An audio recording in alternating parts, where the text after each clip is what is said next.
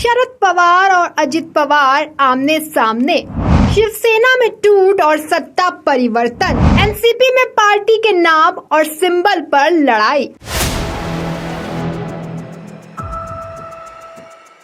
नमस्कार, आप देख रहे हैं 4 PM महाराष्ट्र। मैं हूं आपके साथ सिमरन।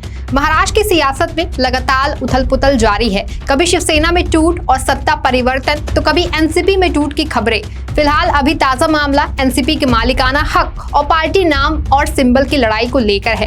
इसी को लेकर के चाचा भतीजे यानी कि शरद पवार और अजित पवार आमने सामने हैं। फिलहाल मामला चुनाव आयोग में है और दोनों दल अपनी अपनी दलीलें दे रहे हैं। इसी बीच राष्ट्रवादी कांग्रेस पार्टी यानी कि एनसीपी के मुखिया शरद पवार ने भाजपा पर जमकर निशाना साधा है और हमला बोला है। सीनियर पवार ने भाजपा पर सत्ता के दुरुपयोग का बड़ा आरोप लगाया है। एनसीपी प्रमुख शरद पवार ने भाजपा पर निशाना साधते हुए कहा कि देश के कई हिस्सों में बीजेपी की राजनीतिक शक्ति कम हो रही है और सत्ता का पूर्ण दुरुपयोग ही उसका फॉर्मूला है।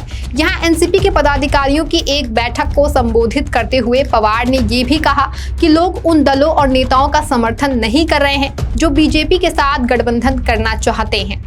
उन्होंने कहा कि इस देश की जनता उन लोगों के साथ नहीं है जो बीजेपी के साथ गठबंधन करना चाहते हैं। ये अखिल भारतीय स्तर की तस्वीर है। आप देश का नक्शा निकाल करके देखिए, दक्षिण भारत के एक भी राज्य में बीजेपी सत्ता में नहीं है। महाराष्ट्र के शिंदे भाजपा सरकार के बारे में शरद पवार ने कहा कि शिवसेना को विभाजित करके बीजेपी राज्य में सत्ता में आई है। शरद पवार ने इस दौरान ये भी दावा किया कि इस तरह का फॉर्मूला गोवा के साथ साथ मध्य प्रदेश में भी लागू किया गया था। मध्य प्रदेश में मार्च 2020 तक कांग्रेस सत्ता में थी और फिर उसकी सरकार गिर गई। पवार ने कहा कि बीजेपी सिर्फ गुजरात में सत्ता में है जिसे वो बरकरार रखने में कामयाब रही।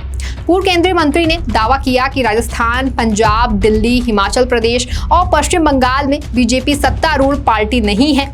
सीनियर पवार ने आगे ये भी कहा कि उत्तर प्रदेश और कुछ अन्य राज्यों को छोड़ करके देश के अन्य सभी हिस्सों में बीजेपी की राजनीतिक ताकत कम हो रही है। पवार ने ये भी कहा कि चुनाव के बाद राजनीतिक तस्वीर साफ हो जाएगी।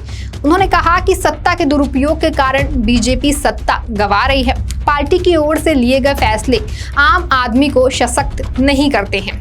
इस दौरान शरद पवार ने लोकसभा चुनावों को ध्यान में रखते हुए भाजपा के खिलाफ एकजुट हुए विपक्षी गठबंधन इंडिया का जिक्र करते हुए कहा कि उन्होंने एक ऐसी पार्टी का विरोध करने का फैसला किया है जो अपने फायदे के लिए सत्ता का घोर दुरुपयोग कर रही है। पवार ने कहा कि हमने और समान विचारधारा वाली अन्य दलों ने इंडिया नाम से एक गठबंधन बनाया है। पवार विपक्षी दलों के गठबंधन India national development inclusive alliance का हवाला दे रहे थे। इसमें 2 दर्जन से ज्यादा विपक्षी दल शामिल हैं। एनसीपी प्रमुख ने कहा कि दिल्ली में अरविंद केजरीवाल की पार्टी आप ने 3 बार जीत हासिल की। अब केजरीवाल को परेशान किया जा रहा है। उनके घर पर 3 बार निरीक्षण किया गया। सत्ता का पूर्ण दुरुपयोग ही बीजेपी का फॉर्मूला है। कॉन्ट्रैक्ट पर नौकरी देने के मसले पर एनसीपी प्रमुख ने कहा कि अगर कोई पार्टी ऐसे फॉर्मूले पर काम कर रही है तो उसका मिल करके विरोध करना होगा। उन्होंने कहा कि हमारी पार्टी और अन्य समान विचारधारा वाले दल एक साथ आए और बीजेपी के लिए एक बड़ी चुनौती पेश करने का फैसला की। एनसीपी संस्थापक पवार ने मुंबई पुलिस के लिए अनुबंध पर 3000 सुरक्षा कर्मियों को नियुक्त करने के राज्य गृह विभाग के कदम की भी आलोचना की। महाराष्ट्र के पूर्व मुख्यमंत्री ने कहा कि मैंने राज्य के गृह मंत्री और मुख्यमंत्री के रूप में काम किया है, लेकिन मैंने गृह विभाग के लिए इस तरह के अनुबंध के आधार नियुक्ति के बारे में कभी नहीं सुना है।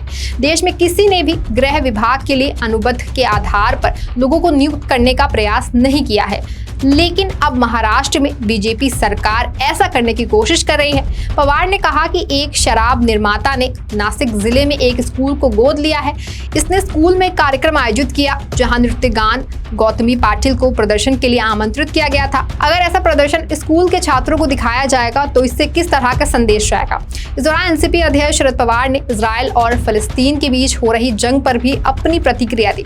पवार ने इस मामले में फिलिस्तीन के प्रति अपना समर्थन दिखाया। सीनियर पवार ने कहा कि इजराइल फिलिस्तीन की जंग विश्व शांति के लिए खतरनाक है। वहां की जमीन और घर फिलिस्तीनी के थे, इजराइल का उस पर कब्जा हो गया। वहीं इस मुद्दे को लेकर के प्रधानमंत्री नरेंद्र मोदी को घेरते हुए महाराष्ट्र के पूर्व सीएम शरद पवार ने कहा कि देश के पूर्व प्रधानमंत्री जवाहरलाल नेहरू, इंदिरा गांधी, राजीव गांधी और अटल बिहारी वाजपेयी की भूमिका फिलिस्तीन की मदद करने की थी। भारत ने कभी भी किसी की मदद नहीं की है, लेकिन वर्तमान प्रधानमंत्री ने दुर्भाग्यपूर्ण तरीके से इजराइल का समर्थन करके मूल स्वामियों का विरोध किया है। सीनियर पवार ने कहा कि एनसीपी की भूमिका स्पष्ट है कि वो मूल मालिकों और मेहनतकशों के पक्ष में है। जाहिर है कि इजराइल हमास जंग को लेकर देश में भी खूब ज्यादा राजनीतिक हो रही है। इसी को लेकर के कांग्रेस ने फिलिस्तीन का समर्थन करते हुए प्रस्ताव पारित किया था, जिसके बाद बीजेपी के नेताओं ने कांग्रेस पर हमला बोला था। असम के सीएम और बीजेपी नेता हेमंत बिस्वा शर्मा ने तो कांग्रेस पार्टी की तुलना पाकिस्तान से कर दी थी। असम के सीएम ने हमास समर्थकों के साथ सख्ती से पेश आने की बात कही थी। हमास हमले के बाद इजराइल गाजा में हवाई हमला कर दिया गया था। इस बीच इजराइल ने उत्तरी गाजा के नागरिकों को दक्षिण की ओर जाने की चेतावनी जारी की ताकि वो जमीनी हमला कर सके। फिलहाल महाराष्ट्र में एनसीपी को लेकर अभी चाचा और भतीजे में रार मची हुई है। आपको बता दें कि शरद पवार के भतीजे और वरिष्ठ एनसीपी नेता अजित पवार इस साल जुलाई में 8 विधायकों के साथ महाराष्ट्र में शिवसेना बीजेपी सरकार में शामिल हो गए थे। अजित ने दावा किया था कि उन्हें एनसीपी के अधिकांश विधायकों का समर्थन प्राप्त है और उन्होंने पार्टी के नाम और चुनाव चिन्ह पर भी दावा किया है। पवार ने 2019 के महाराष्ट्र विधानसभा चुनाव के बाद अविभाजित शिवसेना के नेता उद्धव ठाकरे के नेतृत्व में महाविकास आघाड़ी की सरकार बनवाने में महत्वपूर्ण भूमिका निभाई थी। फिलहाल अब चाचा भतीजे आमने सामने हैं और मामला चुनाव आयोग के सामने है। आगे क्या होगा ये तो आने वाले वक्त में पता चल पाएगा। इस खबर में आपके लिए बस इतना ही। आप देखते रहे 4 PM महाराष्ट्र। धन्यवाद।